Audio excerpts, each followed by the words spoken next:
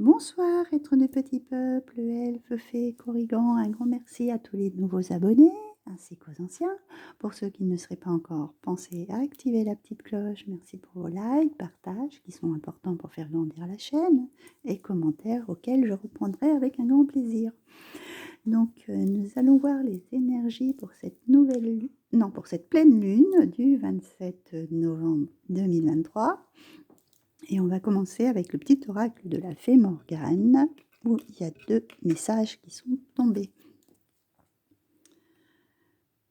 L'aubépine d'Avalon. L'aubépine est la fleur sacrée d'Avalon, symbole d'espoir, de douceur et de pureté. Tu peux en cueillir un brin ou t'en faire une tisane lorsque tu as besoin de ces qualités. Donc vous avez besoin visiblement d'un peu plus de douceur ou de pureté, prendre soin de vous peut-être, et aussi peut-être il y a besoin d'espoir dans un domaine quelconque. Le pommier sacré. Imagine le pommier sacré de l'île d'Avalon. Croque un de ses fruits et visualise l'abondance qui arrive dans ta vie. Sois très précis dans ta représentation, c'est ce qui activera sa magie. Donc là, on nous parle de douceur, etc. Donc peut-être c'est face aussi, peut-être en abondance. L'abondance est sur toutes ses formes, donc peut-être sentimentalement, parce que là on parle de douceur, de pureté, d'espoir, peut-être d'une nouvelle rencontre pour certains, pourquoi pas. Ça peut être aussi l'abondance aussi, bien sûr, financière, l'abondance de joie, ou de cadeaux, parce qu'on va pas tarder à arriver dans les fêtes. Il y en a peut-être qui ont envie de plein de cadeaux. Donc ça dépend, l'abondance peut arriver sous n'importe quelle forme. Donc à voir, vous prenez un petit peu, par rapport à ce que vous souhaitez, quel espoir vous voulez voir se réaliser, au niveau de quelle abondance vous voulez voir que ça se réalise. Alors, avec la lunologie en action, nous avons donc une pleine lune en Gémeaux qui nous demande d'embrasser le flux de la vie, donc de suivre le mouvement, de ne pas aller à contre-courant, de ne pas essayer de s'opposer, parce que quand c'est comme ça, si on essaye de contrecarrer, ou s'il y a quelque chose qui ne nous plaît pas, ou ça va bloquer en fait. Quoi qu'il arrive, ça bloquera. Donc il faut juste suivre le mouvement, suivre le flux. 7 jours plus tard, nous serons donc en Lion. On nous demande de se dérider. Donc peut-être justement, vous n'êtes pas trop dans ce flux et ça doit vous agacer, ou n'allez pas ça va pas dans le sens que vous voulez.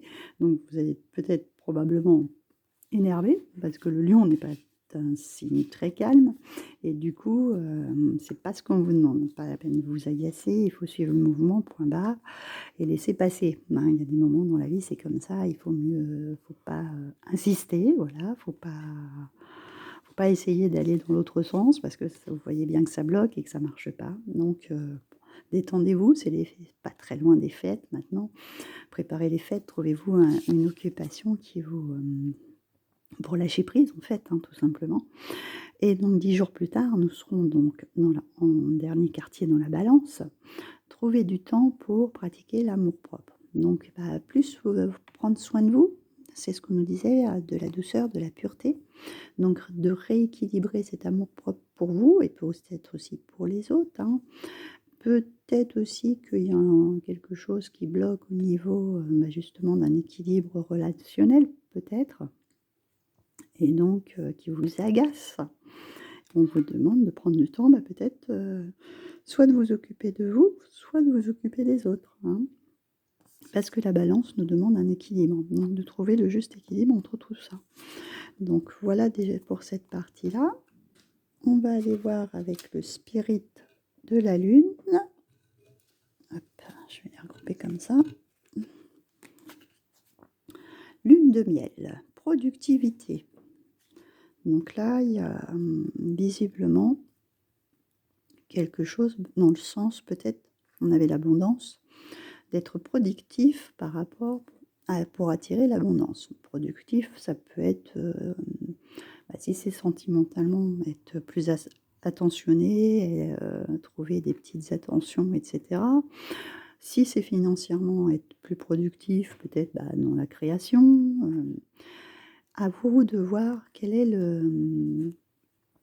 cette façon de voir dans quel domaine vous voulez voir cette productivité s'épanouir. Lune de miel, je vois plus en plus, ça me fait penser, bah, là, qu'il y avait quand même un truc de sentimental, hein, une, guidance qui allait vers le sentimental. Peut-être que certains, pourquoi pas, vont peut-être, mettre en place leur future lune de miel. Donc ils vont être productifs, trouver, le voyage et cetera. Ensuite, nous avons donc, le nourricier, quelque chose, bah, qui vous apporte quelque chose de, qui vous nourrit en fait, voilà.